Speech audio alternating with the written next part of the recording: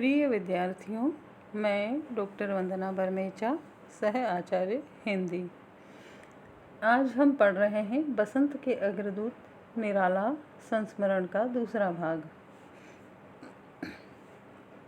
जैसे कि हमने इस संस्मरण के पहले व्याख्यान में पढ़ा था कि निराला जी हिंदी साहित्य के अंतर्गत क्या महत्व रखते हैं, अज्ञेय जी पहले निराला जी के बारे में क्या धारणा रखते थे, और फिर वह जब दोबारा निराला जी से मिले थे तो किस प्रकार से उनकी धारणा पूर्णतः परिवर्तित हो गई थी।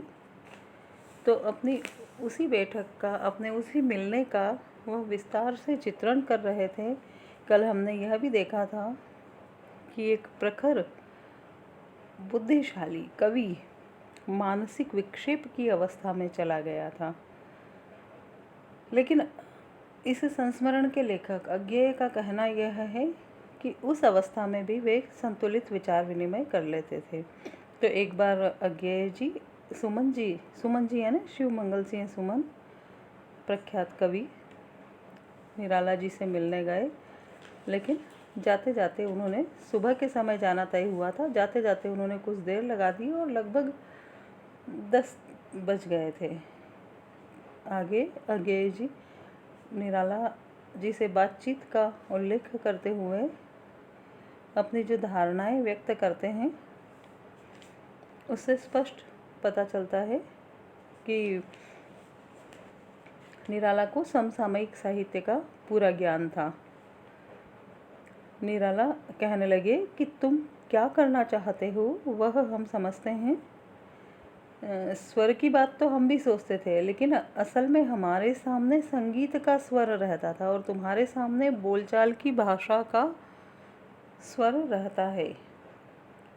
फिर कहा कि ऐसा नहीं है कि हम बात को समझते नहीं हैं, हमने सब पढ़ा है, हम सब समझते हैं, लेकिन हमने शब्द के स्वर को वैसा महत्व नहीं दिया। हमारे लिए संगीत का स्वर ही प्रमाण था। अज्ञेय कहते हैं कि मेरे लिए यह सुखद आश्चर्य की बात थी कि निराला इस अंतर को इतना स्पष्ट पहचानते हैं। और पंत और निराला की काव्य ग्रंथों की आगे उन्होंने तुलना की है और उन काव्य ग्रंथों की भूमिकाओं के माध्यम से यह स्पष्ट था कि निराला के सामने संगीत का स्वर है और कविता में स्वर और ताल का विचार वह संगीत की भूमि पर खड़े होकर ही करते हैं, जबकि पंत के सामने भाषा का स्वर था। और इस दृष्टि से यह कहा जा सकता है कि गीतिका के निराला से पंत अधिक आधुनिक थे। लेकिन इस भेंट में जब अज्ञेय निराला से मिल रहे हैं, इसमें निराला का स्वर संवेदन कहीं आगे है और निराला अपनी प्रारंभिक स्थापनाओं से आगे बढ़ चुके थे। और इसके बाद में हम देखते हैं कि सुमन जी बीच में कुछ बोलने लगे कि निराला जी आप नया गीत सुना दीजिए, और इतने में ही बस निराला कहने लगे Nirala is dead, I am not Nirala. फिर सुमन जी पूछने लगे कि आपकी जो नई पुस्तक आई है अर्चना, वह दिखाइए। और सुमन जी ने कहा कि आप मेरे लिए यह प्रति दे रहे हैं अर्चना की, तो कुछ लिख दीजिए। और फिर निराला ने मना कर दिया सुमन जी को, मैं नहीं लिखूंगा, निराला तो मर गया है। अब सुमन जी थोड़े हतप्रभ हुए, लेकिन ये क्लियर था, यह साफ था कि निराला जी को उनकी बात से डिगाना संभव नहीं है। निराला फिर उठकर भीतर गए, कलम लेकर आए और अज्ञेय को उन्होंने जो प्रति दी वो उन्होंने उसमें कुछ अपने हाथों से लिख दिया। फिर सुमन जी कहने लगे कि इतना पक्षपात, मेरे लिए तो कुछ नहीं लिखा। फिर दोबारा निराला उसी अपनी धुन में आ गए कि नहीं, निराला तो मर गया, there is no Nirala, Nirala is dead. और फिर अज्ञेय को भी पुस्तक दे दी। फिर निराला कुछ लाने के लिए चल दिए। अज्ञेय ने कहा भी सही कि हम लोग नाश्ता करके चले थे, रहने दीजिए, बस एक गिलास पानी भी दे दीजिए। ये कहकर निराला भीतर चले गए और फिर उसके बाद में निराला एक बड़ी बाटी में कुछ ले आए और बोले लो खाओ, मैं पानी लेकर आता हूँ। फिर भीतर चले गए। उसमें कटहल की भुजिया थी और उनको अब यह एहसास हो रहा था कि निराला जी ने अपने लिए जो भोजन बनाया होगा वह सारा का सारा उन्होंने हमारे सामने परोस दिया है और खुद दिन भर भूखे रहे हैं। तो निराला का आतिथ्य ऐसा ही जालिम आतिथ्य है और खाने से मना करने पर वे कहने लगता था कि खाओगे कैसे, नहीं हम गद्दी पकड़कर खिलाएंगे। और फिर जब ये कहते हैं कि ये तो आपका खाना था, क्या आप उपवास करोगे, तो निराला कह ही देते हैं कि भले आदमी किसी से मिलने आओ तो समय असमय का विचार भी तो करना होता है, और अब आए हो तो भुगतो। तो किसी तरह ये कटहल की भुजिया खाई गई और फिर ये लोग बाहर निकले। फिर देखते हैं कि अज्ञेय की पुस्तक में निराला ने लिखा था, to Agyeya the poet, writer and novelist in the foremost rank. तो इस तरह से अज्ञेय कवि का कहना है।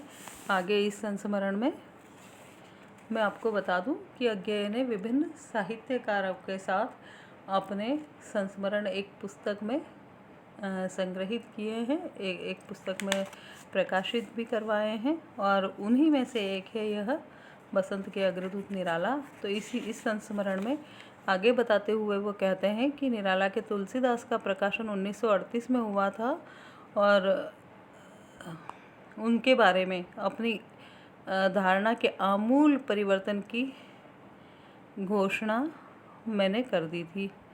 और फिर इसके बाद में उन्हें मेरठ में साहित्य परिषद के समारोह में आमंत्रित किया तो उन्होंने सहर्ष स्वीकार कर लिया। और उस समय वो कुछ समय एक श्रीमती होमवती देवी के यहाँ रुके और कुछ समय मेरे यहाँ रुके। और होमवती जी की इच्छा थी कि निराला जी को मेरे यहीं ठहराया जाए। वो जिस बंगले में रहती थी उनके पास वाला कुछ हिस्सा खाली था और निराला जी के ठहरने की व्यवस्था वहीं की गई और सब आश्वस्त थे कि हिस्सा अलग है तो कोई चिंता नहीं होगी। लेकिन असल में कुछ संशय भी थे। अब क्या उन्हें खिलाना है, क्या उनका पेय होगा, ये सब चिंताएं परम वैष्णव संस्कारों वाली होमवती जी को होने लगी। फिर धीरे धीरे फिर इन्होंने क्या किया कि निराला जी अज्ञेय के यहाँ आ गए और उन्होंने सीधे बंगले पर न लौटकर अज्ञेय के यहाँ आने की इच्छा प्रकट की। और जब वो सुरूर की कुछ हालत में दिखाई दे रहे थे और ऐसे में भी उनको इतना भान था कि ऐसे में होमवती जी के सामने नहीं होना चाहिए उन्हें, तो इस तरह से वो यहाँ आए और सुमन जी को लेकर घूमने चल दिए पकड़कर। फिर बोले तांगा उन्होंने किया जाने के लिए और बोले तांगा दबाऊ होता है तो तुम भी पीछे बैठकर चलाओ, नहीं तो रास हमें दो, हम चलाएंगे। तांगे वाले ने भी उनकी ओर देखकर हुक्म मानना ठीक समझा और निराला अज्ञेय सुमन जी से कहने लगे कि 2 घंटे तक सवाल मत पूछना, जहाँ तुम चाहो लेते चलो, अच्छी सड़कों पर सैर करेंगे और 2 घंटे बाद इसी जगह पहुँचा देना। तो इस तरह से रात को जब तांगा लौटा तो सुमन अकेले ऊपर आए और निराला जी देर से लौटने पर वहीं सो सकते हैं यह सोचकर एक बिस्तर और लगा दिया था। लेकिन निराला जी ने मना कर दिया कि सोएंगे तो वहीं जहाँ ठहरे हैं, कहकर नहीं आए थे। फिर अगले दिन जब अज्ञेय जी देखने गए कि सब ठीक ठाक है तो उन्हें बिल्कुल ठीक ठाक ही महसूस हुआ। और चलिए, उन्होंने कहा होमवती जी से कि आप निश्चिंत हुई तो हम भी निश्चिंत हुए और डरने की कोई बात नहीं। अगले दिन फिर निराला के सानिध्य में अज्ञेय का बीता और निराला ने प्रसन्न होकर कई कविताएं सुनाई। और अज्ञेय को उस समय इस बात का बड़ा अफसोस रहा कि टेप रिकॉर्डर अगर उस समय होता तो राम की शक्ति पूजा अथवा जागो फिर एक बार अथवा बादल राग के वे वाचन में उस समय संचित कर लेता। अज्ञेय का यह कथन निराला के काव्य पढ़ने पर बहुत बड़ी टिप्पणी है कि वो कहते हैं कि मेरे युग में तो निराला जैसा काव्यवाचक दूसरा नहीं हुआ। रघुवीर सहाय भी निराला के बारे में कहते हैं, मेरे मन में पानी के कई संस्मरण हैं। निराला के काव्य को अजस्त्र मानकर मैं कह सकता हूँ कि अजस्त्र बहते पानी के, फिर वह बहना चाहे मूसलधार वृष्टि का हो, चाहे धुआंधार जलप्रपात का, चाहे पहाड़ी नदी का, क्योंकि निराला जब कविता पढ़ते थे तो वह ऐसी ही वेगवती धारा सी बहती थी, किसी रोक की कल्पना भी तब नहीं की जा सकती थी। सरोवर सा ठहराव उनके वाचन में अकल्पनीय था। तो इस तरह से आगे कवि निराला के बारे में संस्मरण में अपने मिलने के अवसर बताते हुए कहते हैं कि फिर उनसे मिलना हुआ, फिर उन्होंने अपनी कविताएं सुनाई और धीरे धीरे इलाहाबाद में उन पर एक अवसाद छाता गया जो उन्हें अपनों से भी अलग करता जा रहा था। निराला ने कहा भी था, मैं अकेला देखता हूँ आ रही मेरे दिवस की सांध्य वेला, जानता हूँ नदी झरने जो मुझे थे पार करने कर चुका, हंस रहा यह देख कोई नहीं बेला। अथवा उसी समय निराला यह भी कह रहे थे, उनके हृदय की पीड़ा और उनकी कविता दोनों को साथ में देखते चलते हैं।